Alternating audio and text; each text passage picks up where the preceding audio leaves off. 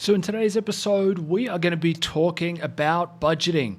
If you'd like to get in touch, I'd love to hear from you. Please send me an email at jp@australianpropertypodcast.com.au or give me a call on 0423 475 336.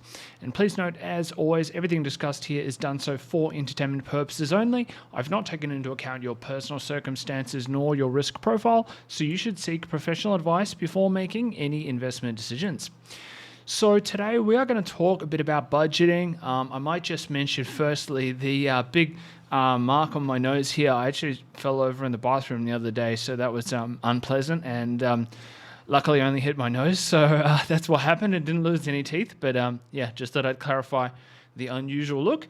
So today we're going to go through a couple of budgeting things. I think this is quite timely because with the rates going up, everyone's cash flow is being affected. And so with that, everyone sort of needs to plan for the future, needs to know where their money's going and to be sort of ready for higher expenditure amounts going forward. So let's dive into this here. So firstly, the concept of budgeting.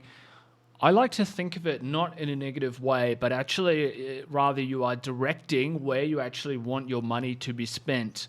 And so an example is, when you are thinking about even say like a $20 item, let's say you're walking and you might see a bottle of red wine or something like that you want to buy.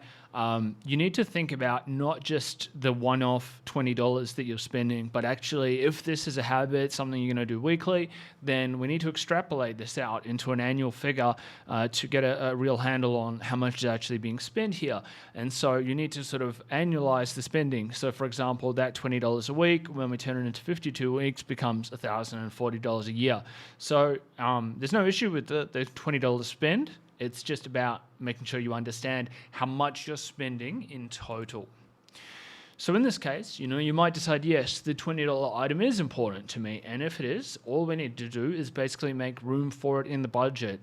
And I do think it's important that you don't actually cut things out of the budget that you are going to, break the budget for later. You need to be honest with yourself about what you are going to actually be spending money on.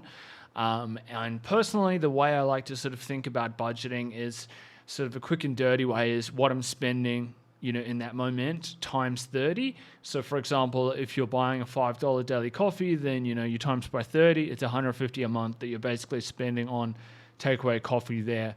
And so, for example, I recently have gone from having generally two takeaway cups of coffee a day down to, more like one every couple of days. And you can see once you analyze that out, it actually makes a big difference. So I know that sounds trivial, but, you've got to annualize all these figures. And another thing that I think a lot of people are not considering is actually subscription services, particularly mobile apps. And this is made a bit more difficult by, iOS and the Android stores. I think they deliberately sort of don't really want you to have normal visibility of what you're actually paying for. And so a lot of people, sign up for apps and then they forget they've signed up, and every month it's debiting their account. So I highly recommend you review what you've actually subscribed to make sure you are actually making full use of it.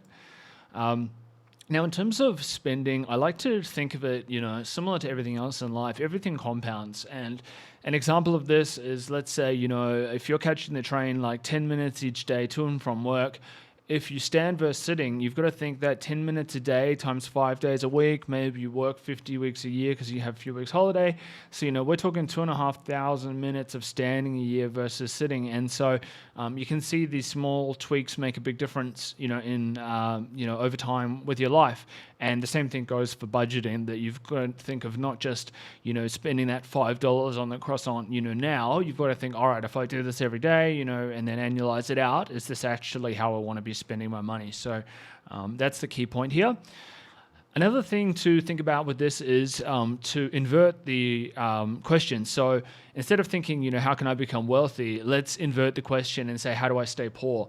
So, we have established that you are going to have to prioritize your spending depending on what's important to you.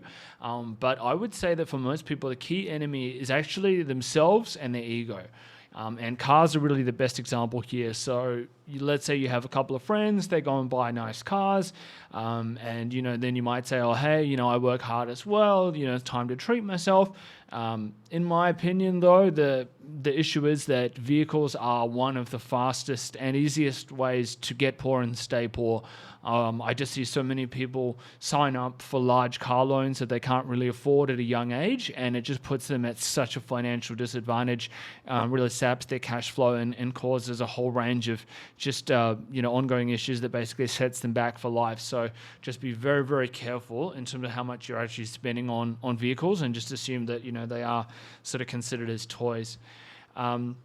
A lot of people don't actually even realize how much it's costing them to run a car. So, to be true to the math, you need to actually add up what the expected depreciation is. You've got to keep in mind the last couple of years have just been crazy with, used car prices actually increasing in a lot of cases. But, it's certainly unsustainable, and you need to remember that, things are going to depreciate as per normal again soon. So you need to realistically look at what your car is going to depreciate a year. And if you own like a, $50,000-$60,000 car, this could be coming down, at a rate of 10 grand a year or something like that in a normal year. So you need to be honest with yourself about what the depreciation rate really is on your car. You need to be honest about what the maintenance is really costing you. So, when you put new tires on it and, anything you're going to do to the car, it really adds up quickly. A couple thousand here, a couple thousand there, add that to the depreciation. Then we stack the insurances on top of that, then the increasing fuel cost. And you'll see that when you tally this up, this is probably where a big chunk of your money is actually going. And I actually did the math and believe a lot of people are spending north of $5,000 a year here. In a lot of cases, it's actually even 10 or 20,000 a year. It's not that uncommon for people to own $50,000-$60,000 cars when they're not even on a high income. And you can see here that if you actually factor in depreciation and all the costs, that single-handedly can be keeping you from achieving your wealth creation goals. And if you're spending like 20 grand a year, let's say it's 10,000-15,000 of depreciation, and then the rest is maintenance, insurance, running costs, etc. That's $400 a week. And if you work that backwards into how many Ubers you can get for that and everything, that $400 a week for a lot of people, that could be the difference between growing your wealth and staying where you are. A few other habits I want to note here. So I personally like to review my spending every single month, and then I compare it to prior months. I am lucky that I do have the internet banking I use does record it, also makes it easy, but you obviously can manually just go through your bank account or wherever you spend the money from. And I personally do this because I want to know the burn rate on my lifestyle so that I can actually plan for the future, know how many months until I actually would run out of liquidity if I didn't have an income or something like that. So I think it's important that you understand, how much you've got in terms of reserves, how long you'd survive if something happened to your income, effectively your burn rate, similar to how like a startup would calculate how long they're going to stay alive for. And typically when I'm preparing for my tax, I go through the entire year's expenditure. So I'll sit down and literally go through the bank statements line by line for the whole year and look at where every dollar that's left my account has been spent. And so that, not only does it allow me to sort of, find everything for tax purposes, but it also, presents the opportunity for me to go through line by line and see where my money is actually going. So I do recommend that you regularly review your accounts so that you know what's going on. Now, looking forward, for many of us investors, the higher rates are going to hurt our cash flow. And so, I think we need to be prepared to sadly make some sacrifices. I personally have started to cut my expenditure on discretionary items, as mentioned, all the way down to spending a bit less on takeaway coffees. And yes, my budget really is this tight. Also want to share that on my last holiday for a week of the trip, I actually recorded every dollar that I spent. That way I have some visibility of my expenditure and could plan forward. And I share this because I want people to know that, sadly, property investing, it's not all fancy cars and luxury living and big holidays. Sadly, behind the scenes, there are a lot of sacrifices you're going to have to make, whether that's at the beginning or potentially throughout the process. But it's not all sunny days. There are sacrifices to be made. Now, if you're not already budgeting and you've made it this far, it's probably because you're scared to see what's actually going on in your accounts. The first step is to understand your actual cash flow position. So you need to review, your take-home pay minus your mortgage or rental bills, and then work out what actual cash flow figure you have left over at the end of every month. From there, you can then decide, how much you want to earmark for savings and how much you can actually spend. And really, if you don't know the figures, likely your accounts are in bad shape and you're probably going backwards by, taking on more personal debt than you even realize. So, just be careful to take an honest look in the mirror there. And in terms of property in general, I'd say put your seatbelt on. It looks like it's going to be a rough ride for us property investors over the next couple of years.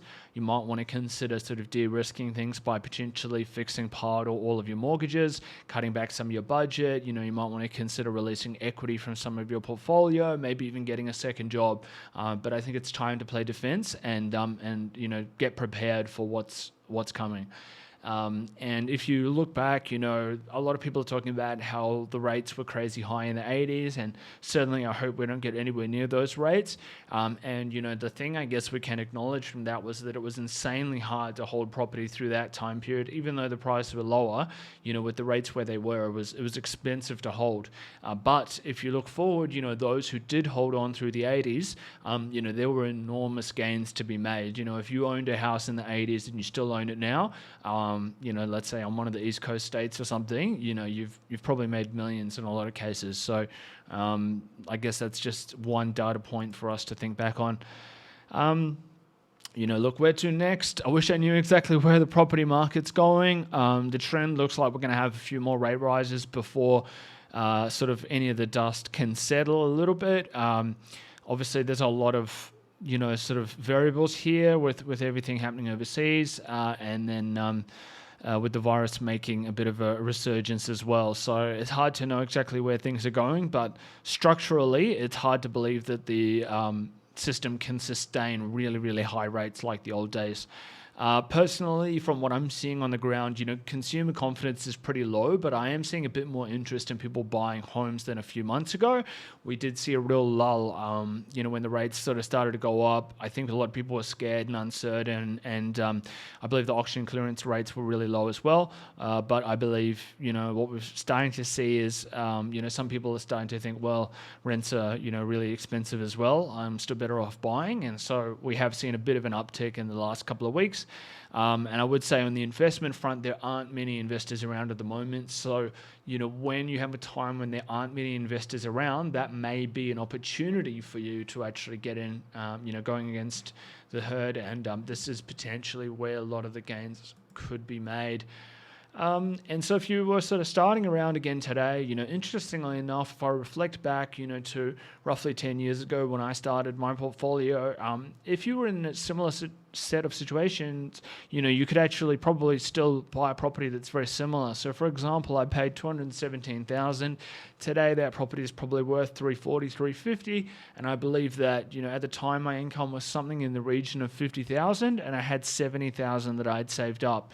And so today, if you had $70,000, no other debts, and a $50,000 job, you could probably still find an investable property in this price range in, say, Western Sydney or South Australia or parts of WA or parts of Queensland as well. So, while the market has certainly moved a lot in the last 10 years, if you're in a similar set of situation, to where I was 10 years ago, you may be able to still execute a similar plan as well.